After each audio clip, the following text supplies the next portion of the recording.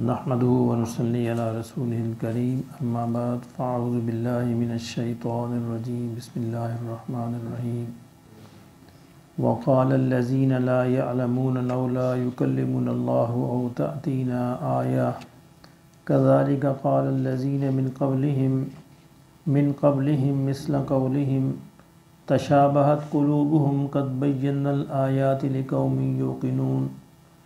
إنا أرسلناك بالحق بشيرا ونذيرا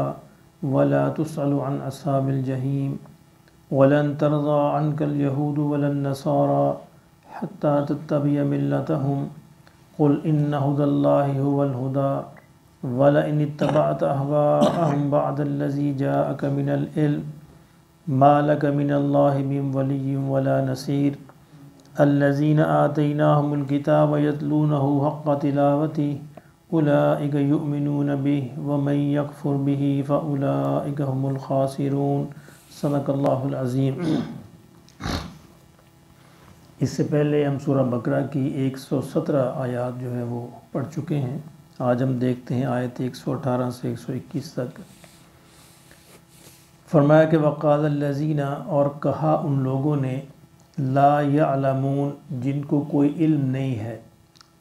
مکہ مکرمہ میں اور مدینہ منورہ میں دو قسم کے گروہ پائے جاتے تھے۔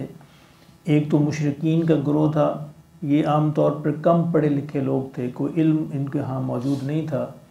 اور ایک یہود تھے اور نصارہ کے کچھ لوگ تھے، یہ پڑھے لکھے لوگ تھے، ان کو کتابوں کا علم تھا۔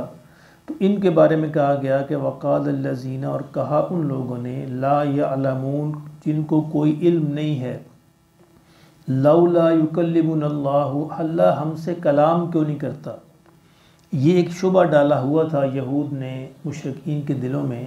کہ اگر یہ محمد صلی اللہ علیہ وسلم اگر سچے نبی ہیں تو ان سے کہو کہ ان کا خدا تم سے براہ راست بات کرے۔ تو اللہ نے فرمایا کہ یہ میرا طریقہ نہیں ہے، اللہ انسانوں سے براہ راست کلام نہیں فرماتا، اللہ اپنے انبیاء کے ذریعے سے، اپنے رسولوں کے ذریعے سے انسانوں سے مخاطب ہوتے ہیں۔ یعنی اس دنیا میں رہتے ہوئے انسان کی یہ طاقت ہی نہیں ہے، قوت ہی نہیں ہے کہ وہ اللہ کے کلام کو یا اللہ کی بات کو برداشت کر سکے، حتیٰ کہ سیدنا موسیٰ علیہ السلام جو ہے وہ برداشت نہیں کر سکے۔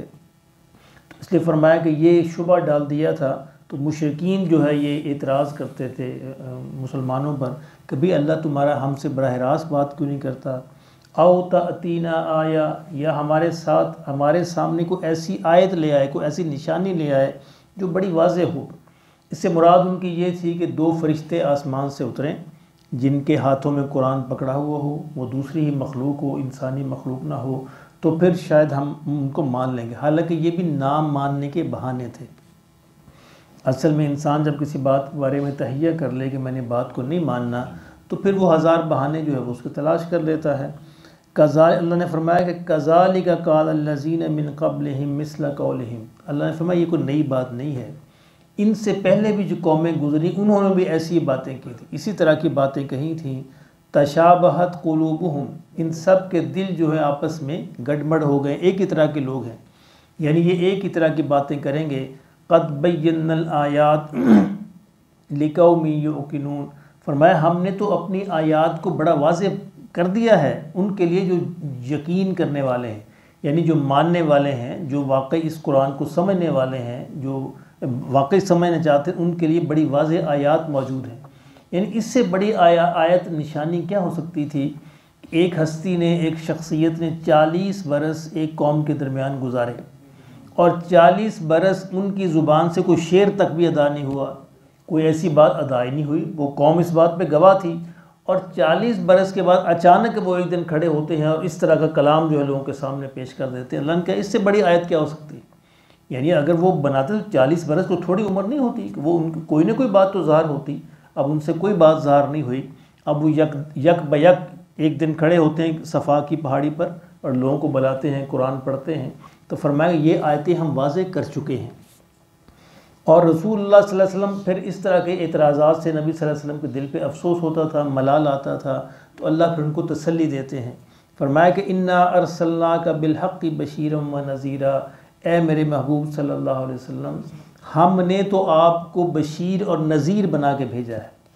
یہ انبیاء کے دو بڑے خطاب ہوتے ہیں، بشیر اور نذیر۔ بشارت دینے والے یعنی جو نیک کام کریں گے ان کو جنت کی بشارت دینے والے، اور جو برے کام کریں گے ان کو جہنم سے ڈرانے والے۔ نذیر ہوتا ہے ڈرانے والا، اور بشیر ہوتا ہے خوشخبری دینے والا، بشارت دینے والا۔ فرمایا کہ اے رسول آپ نے تو ان کو حق کے ساتھ، سچائی کے ساتھ بشارت بھی دے دی ہے اور ڈرا بھی دیا ہے، سمجھا بھی دیا ہے۔ وَلَا تُسْأَلُ عَنْ أَصْحَابِ الْجَحِيمِ، اب آپ سے سوال نہیں ہوگا قیامت میں جو لوگ جو دوزخ کے اندر جائیں گے۔ یعنی نبی صلی اللہ علیہ وسلم کے دل پر بعض اوقات یہ خطرہ گزرتا کہ اگر یہ لوگ میری بات نہ مان کر دوزخ میں چلے گئے کہیں اللہ مجھ سے نہ پوچھ لے۔ اللہ نے فرمایا نہیں، یہ نہیں، وَلَا تُسْأَلُ عَنْ أَصْحَابِ الْجَحِيمِ، آپ سے سوال نہیں ہوگا۔ یہ اپنی کرتوتوں کی وجہ سے جا رہے ہیں، آپ نے تو اپنا حق پورا ادا کر دیا، آپ نے اپنی دعوت پہنچا دی، تبلیغ کا حق ادا کر دیا، اب آپ سے سوال نہیں ہوگا۔ اب اس بات سے یہ سبق ملتا ہے کہ وہ شخص والدین کے اندر، والدین اگر بچوں کی تربیت کا حق ادا کر دیں پھر ان سے سوال نہیں ہوگا، اگر وہ خدا نخواستہ جہنم کی طرف جا رہے ہوں۔ لیکن اگر انہوں نے تربیت کا حق ادا نہیں کیا تو پھر ان سے سوال ہوگا، یہ لازمی سی بات ہے۔ یعنی والدین کے جہاں ذمے ہے کہ بچوں کو روٹی، کپڑا اور خوراک اور رہائش اور ساری چیزیں فراہم کریں، ویسے ہی ان کے ذمے ہے کہ ان کی جو دینی اور اخلاقی تربیت کا اہتمام کریں۔ اگر یہ اہتمام نہ کیا تو شاید روٹی کپڑے کے اندر کمی رہے گی تو وہ شاید تو اللہ نہ پوچھے، لیکن اس کے بارے میں سوال ہوگا۔ ہاں اگر انہوں نے حق ادا کر دیا ہے، اس کے باوجود بچے جو ہیں وہ غلط راستوں پہ چل پڑے ہیں، تو پھر اللہ فرماتے ہیں ہم تم سے سوال نہیں کریں گے کہ تم نے حق ادا کر دیا۔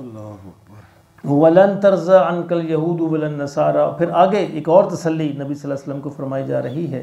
کہ آپ سے یہود و نصارہ ہرگز راضی نہیں ہوں گے۔ یعنی آپ اس میں پریشان نہ ہو، آپ اپنا حق ادا کرتے رہیے، یہ ہرگز راضی نہیں ہوں گے آپ سے یہودی بھی اور نصارہ بھی، حتیٰ تتبع ملتہم، یہاں تک کہ آپ ان کے مذہب کی پیروی کرنے لگ جائیں۔ یعنی اصل ان کا منشا یہ ہے، بہانے تراشتے ہیں، یہ مختلف سوال کرتے ہیں، بہانے بناتے ہیں، یہ نہیں ہے، ان کے دل کے اندر منشا یہ ہے کہ تم اپنا مذہب چھوڑ کر ہمارا مذہب اختیار کر، پھر ہم تمہارے راضی، ورنہ اس سے کم کسی بات پر ہم راضی نہیں ہوں گے۔ قُلْ إِنَّ هُدَى اللَّهِ هُوَ الْهُدَىٰ، فرمایا کہ آپ ان کو بتا دیجئے کہ ہدایت تو وہی ایک ہی ہدایت ہے جو اللہ نے بھیجی، اور وہ ہدایت ہمیشہ سے ایک رہی ہے۔ یعنی سیدنا آدم علیہ السلام سے لے کر آقا دو عالم صلی اللہ علیہ وسلم تک ایک ہی مذہب رہا ہے، وہ ہے اسلام۔ اللہ نے فرمایا کہ ان الدین عند اللہ الاسلام، اللہ کے نزدیک دین صرف اور صرف اسلام ہے۔ یہ لوگوں نے بعد میں ان کے نام بگاڑے، لوگوں نے ان کے اندر تحریفات کر دیں، لوگوں نے ان کے اندر تبدیلیاں کر دیں، لیکن اللہ کا دین ہمیشہ سے اسلامی رہا ہے۔ اسی بات کو یہاں اور انداز سے فرمایا کہ قُلْ إِنَّ هُدَى اللَّهِ هُوَ الْهُدَىٰ، اللہ کی ہدایت تو وہی ایک ہدایت ہے جو ہمیشہ سے موجود رہی ہے۔ وَلَئِنِ اتَّبَعْتَ أَهْوَاءَهُمْ بَعْدَ الَّذِي جَاءَكَ مِنَ الْعِلْمِ، اور اگر آپ نے ان کی خواہشات کی پیروی کی علم کے آ جانے کے بعد، یعنی علم ہونے کے باوجود بھی ان کی خواہشات کی پیروی کی، یہ اصل میں تو نبی صلی اللہ علیہ وسلم کو خطاب ہے، لیکن اصل سنایا ان کو جا رہا ہے۔ یعنی نبی صلی اللہ علیہ وسلم سے تو معاذ اللہ کسی درجے کے اندر یہ ممکن ہی نہیں تھا کہ وہ ان کی کسی خواہش کی پیروی کرتے، یہ کہا ان کو جا رہا ہے، لیکن اللہ، یہ ایک انداز ہوتا ہے ناراضگی کا، یعنی اللہ ان سے اتنا ناراض ہے کہ ان سے براہ راست بات بھی نہیں کرنا چاہتا۔